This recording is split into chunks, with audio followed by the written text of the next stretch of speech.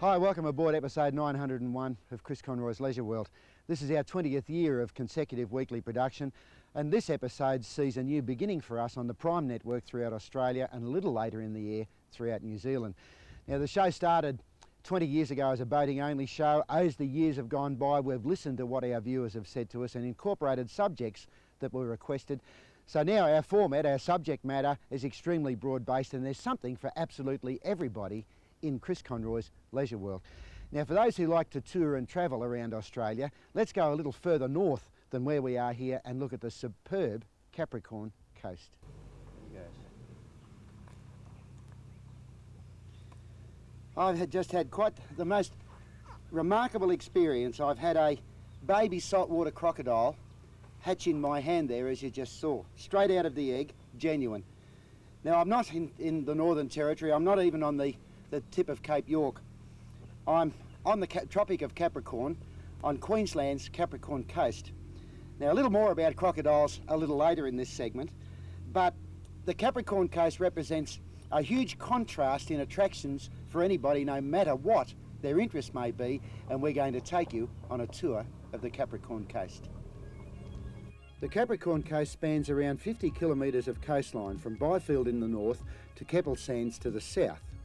The northern end of the coast offers superb scenery with rich bushland and rainforest, forming an ideal setting for a couple of typical Australian attractions. Knob Creek Pottery offers a collection of unique pieces, all of which are made and fired on the premises. A short distance away, Fern's Hideaway is a colonial-style bush wilderness retreat with extensive bushwalks and a traditional restaurant. Waterpark Creek runs through here on its way to Corio Bay, and Jeff Kerr and Graham Cregan can take you on a river tour with a difference. Jeff, tell us what you do on the tour. Well, Chris, we take people on a nature-based tour up and down Waterpark Creek. We do rainforest tours. We also take people down the front into Corio Bay. There's lots of magic beaches down there and even a few fish.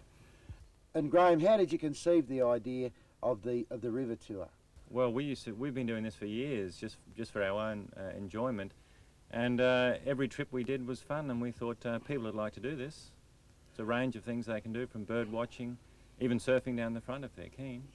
Australian native animals are always an attraction, and Coomberry Park, run by Joe and Ellen Berg, offers a beautiful setting with a wide range of remarkably friendly creatures, including kangaroos, wallabies, whistler ducks, and a domesticated python.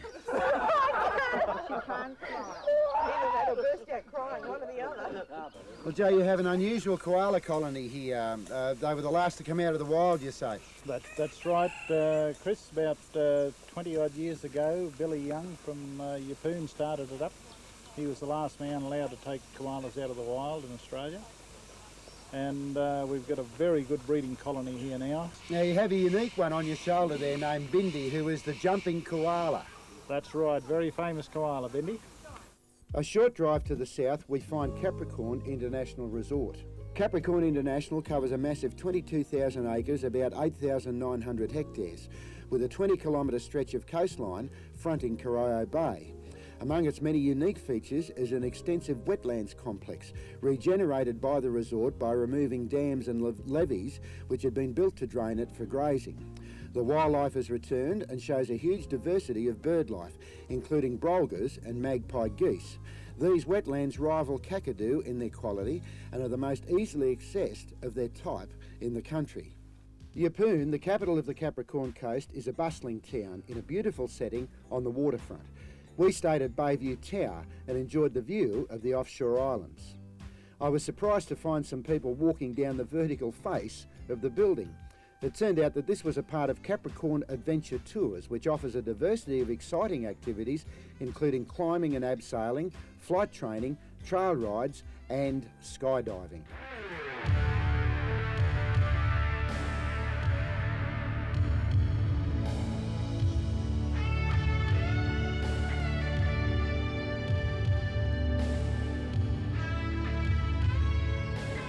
To the south of Yeppoon is Roslyn Bay, the site of Keppel Bay Marina.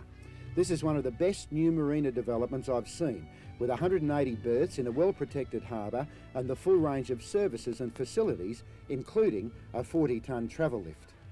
This is the jumping off point for the islands, including Great Keppel.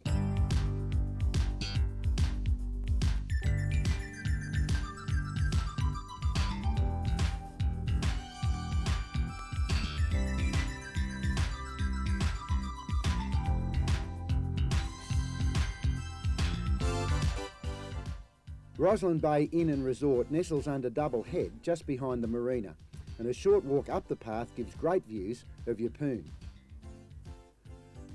Moving further south we find the Causeway Lake, ideal for a spot of fishing, and at Emu Park we find the Singing Ship, a sculpture which uses the prevailing breeze to sound a series of musical notes.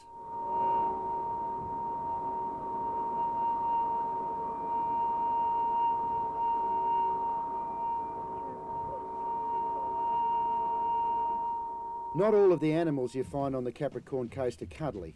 Karana Crocodile Farm is one of the largest commercial operations of its kind in the country, and John Lever is one of our foremost breeders of salties.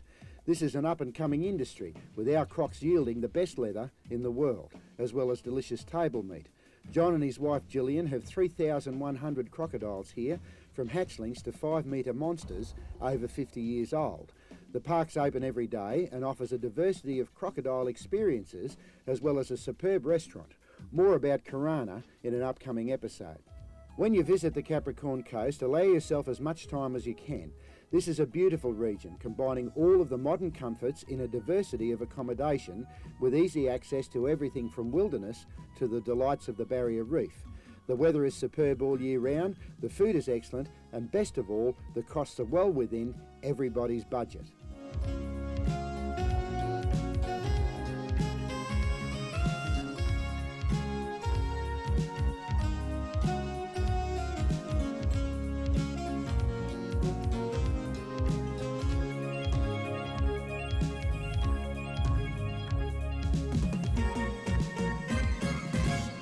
Oh, and before I go, another part of Capricorn Adventure Tours is trail riding in the mountains.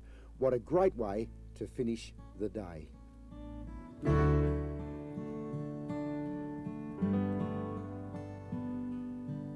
Now let's move even further north and have a look at the Whitsundays. Over the years we've looked at many of the attractions of the Whitsundays. Now, as with most Australian tourist destinations, the promotion and advertising of the major ones tends to overshadow the smaller or boutique ones. But if you're in the Whitsundays and you're serious about exploring rather than just lazing around in a resort, you will find a real gem. The two largest islands in the archipelago are Whitsunday and Hook. Between them is a passage which gives the shortest access to the reef from the mainland. And as you sail through this passage, you pass the Hook Island Underwater Observatory, and directly to the east of this is Hook Island Resort. Situated on the shores of Manta Ray Bay, the resort has a superb sandy beach, and some of the best fringing reef in the area stretches from here around to the north. The setting is idyllic, and the resort has a full range of facilities for those who enjoy water activities both on the surface and below it.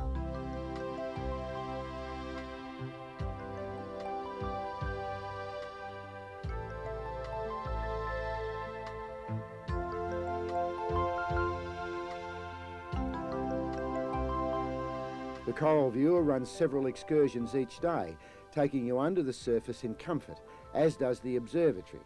This is a no-fishing area, and the locals, including a large school of fusiliers, accompanied by batfish and a giant wrasse, are tame and appreciate the odd couple of kilos of bread.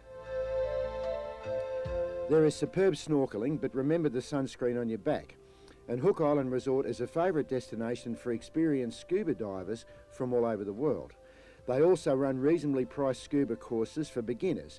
There are paddle skis and canoes for exploring the bay.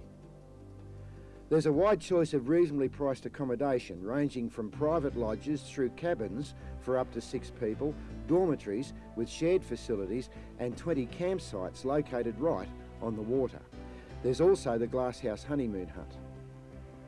The cabins are air-conditioned and fully self-contained with a mini-bar. The dorms also have a mini-bar and linen supplied, and the campsites have a barbecue, and meals can be supplied if required. Access to the resort is easy. Fly into Hamilton Island or Proserpine, and a launch departs Shute Harbour each day at 9 a.m, calling at Hamilton on the way to Hook Island. Visiting boats are made very welcome, and it's an ideal stop for a meal or even overnight if you're bearbaiting.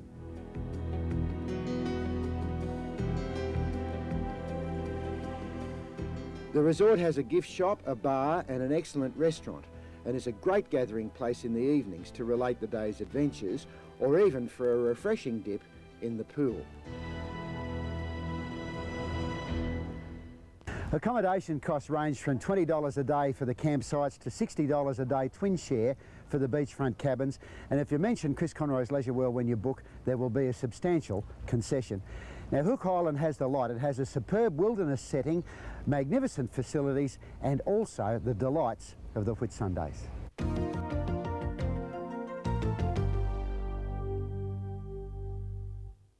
These two outboard motors here, that old Mercury there and this Evinrude here, are around about 20 years old, and they represent hundreds of thousands of outboard motors of all horsepowers up to 35 or 40 years old, which are in daily use around Australia. Now, they're two strokes, and we've covered four strokes in some detail in the last 18 months or so on Leisure World, but it's true to say there's going to be many years before four strokes make any real inroads as a percentage of the number of outboard motors that are on the water. They're two strokes, as I said, and the two-stroke technology has been refined to an astonishing degree as it relates to outboard motors. And when you consider the fact that these run at 5,500 or 6,000 revs pretty well all the time, they live in an extremely hostile environment, not only as far as salt air, etc. is concerned, but also they're shaken and thumped around all the time. The fact that they are so reliable is truly remarkable.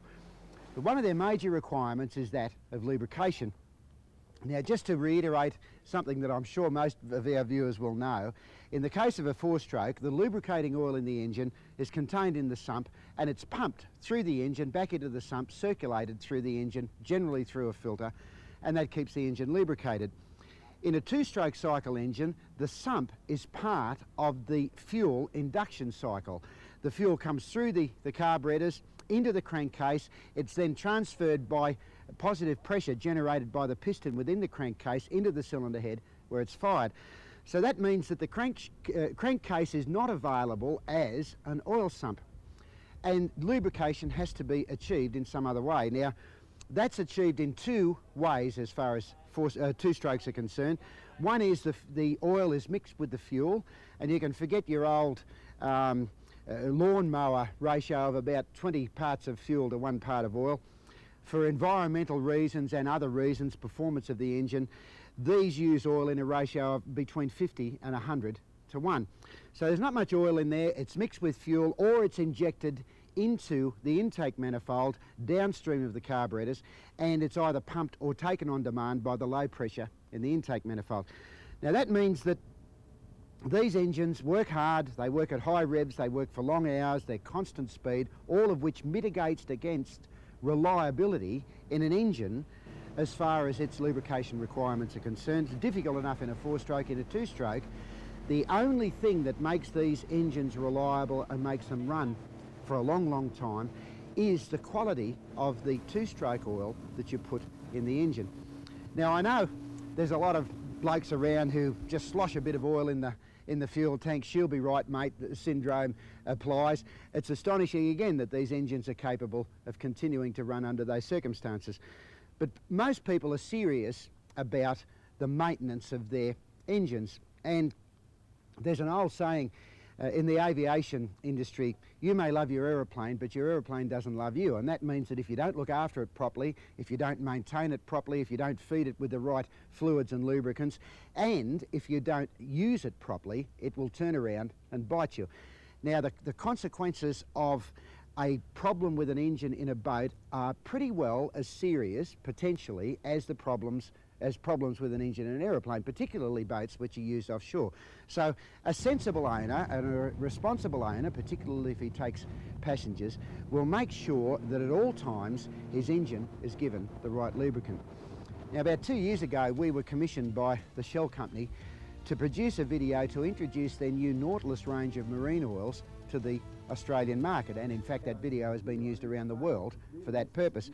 And in the process of producing that video, I learnt an awful lot about the way in which these engine oils are formulated by Shell, not only to answer the needs of the engine as far as the operator is concerned, but also to answer the oil specifications that are set down by the manufacturers of the engine.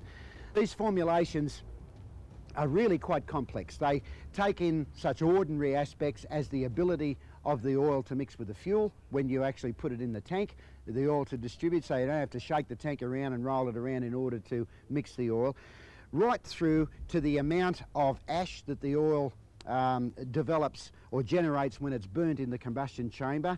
That not only relates to engine performance and engine longevity, but also to environmental considerations, and its ability to hold up an oil film in the cylinder walls particularly, and in the ring grooves, so that the engine maintains its lubrication. Now, in the interest of safe boating as far as our viewers are concerned, and also to give you some idea of just how far this technology has progressed, we're going to spend this week and a couple further weeks, 3 weeks or so, giving you a rundown on just how all this works. Now, if you want to identify Shell TCW3 two-stroke oil, it's in a bottle like that. It's called Nautilus, and Shell are one of the few oil companies in the world which formulate their lubricants specifically for marine use, taking into account the requirements of these engines over an extended period of time. So, as I say, over the next 3 weeks or so, we'll be showing you in detail just how all this works and giving you information which will make it easier for you to operate your boat reliably, and therefore not only look after the financial aspects of owning the boat, so you don't have to have the engine rebuilt, but also look after the safety aspects of operating your boat as it relates to you and to whoever you may take out aboard it.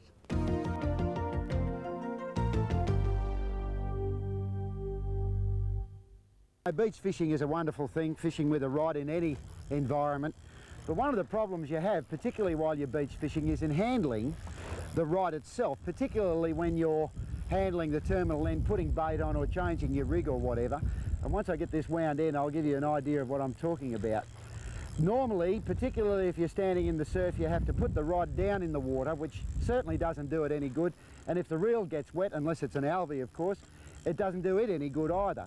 So Merv Young in Sydney, whom I've known for about 30 years, had experienced these problems on a regular basis, and he came up with quite a brilliant and, once again, a very simple innovation. It's called the personal rod holder. It straps to your leg or to the top of your arm. You can use it either sitting down or standing up, and it takes care of holding the rod up out of the water and out of the sand while you're changing your bait or sorting out the terminal end of your line.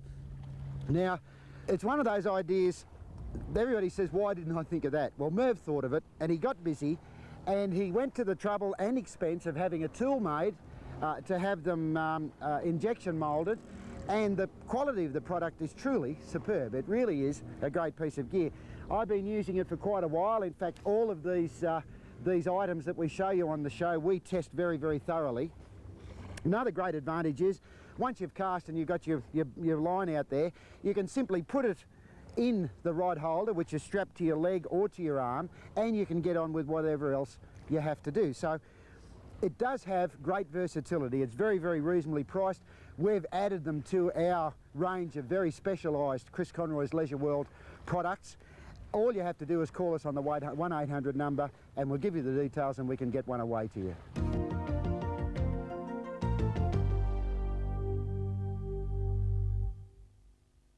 Before I go this week, a very special welcome back to our viewers on NTD in Darwin and in Parja, which covers most of Central Australia out of Alice Springs. Now, you've seen the show. If you have a service or attraction or product which you believe will benefit from being shown on Chris Conroy's Leisure World, we would love to hear from you, particularly if it's Australian. We like to support Australian business and Australian attractions.